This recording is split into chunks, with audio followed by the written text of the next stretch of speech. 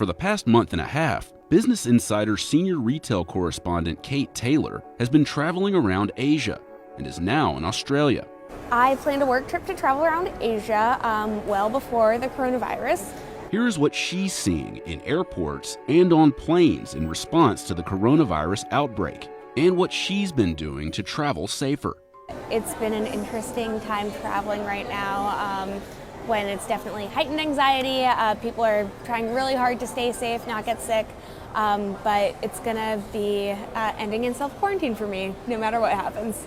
I started out in South Korea, went to Vietnam, Malaysia, Thailand.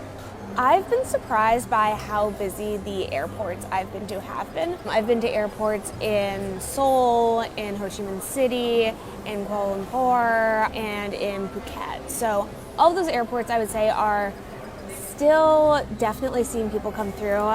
When I was in Seoul, that was before the outbreak really spread in South Korea, so that might have changed by now. But in general, I would say that people are definitely still traveling. I just flew from Phuket to Brisbane, and I was surprised by how crowded that flight was. So I would say that some flights are definitely a little bit emptier than usual, but it's not as striking as I might have thought it would be. The biggest thing that I've been noticing is the temperature checks. I flew through Singapore to get to Brisbane Airport, and there were several different med stations set up where they were kind of monitoring people's temperatures as they walked down the hallway.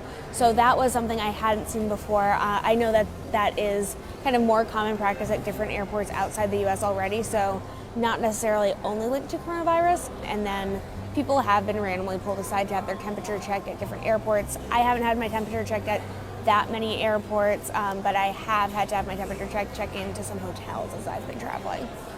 A lot of flight attendants that I've been seeing while traveling have been wearing masks. I would say basically the vast majority have worn masks. So that is pretty much the standard at this point, it seems like. Some are wearing gloves as well.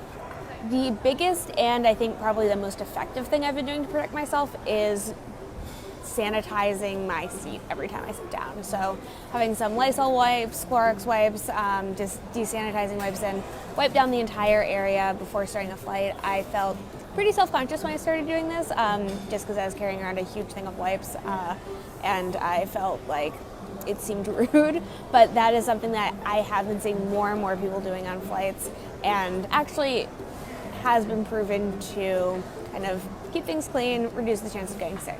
And whenever you have a chance, just go and actually wash your hands in the bathroom instead of just relying on hand sanitizer. So stay clean, just be aware, and if you're next to someone who's coughing, ask to change seats. I haven't had to do that yet, but that's probably a good rule of thumb. If the CDC says it's safe to travel somewhere, then I'm kind of accepting their judgment at this point. I've felt pretty safe during my traveling. I can't speak to everyone, I can't tell people what to do, but I felt safe traveling around to all these different countries with coronavirus cases. We'll see if I'm naive on that one. I would definitely get tickets you can refund whenever possible. I have probably lost a good amount of money on this trip by getting non-refundable tickets, so that is a mistake that I have made a couple times. Basically, the situation is changing by the hour instead of by the week or by the day at this point. So something that seems entirely safe one day, the situation could change to something that's not super safe in just a couple of days.